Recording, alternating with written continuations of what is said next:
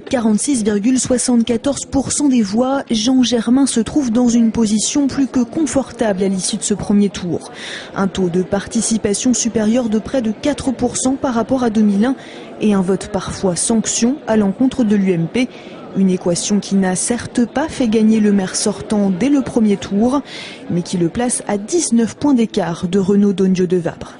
Écoutez, une réaction plutôt de satisfaction, puisqu'on améliore notre score de 2001 de plus de 6%.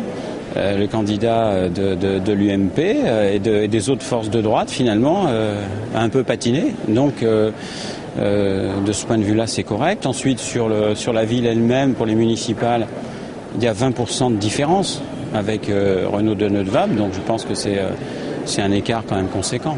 Un écart conséquent que l'on mesurait hier soir avec gravité au QG de campagne du candidat UMP. 28% des voix pour RDDV, soit 8 points de moins qu'en 2001.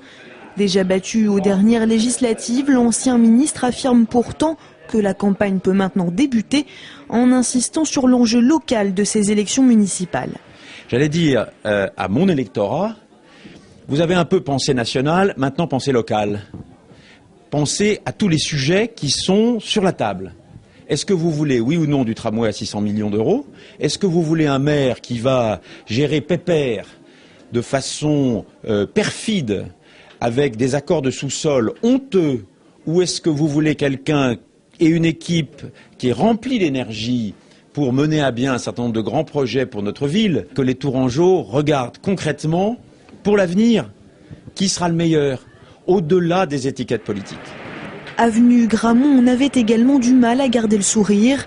Le candidat d'hiver droite Guillaume Pelletier n'a pas gagné son pari du maintien au second tour. Un peu plus de 8% des Tourangeaux se sont exprimés en sa faveur.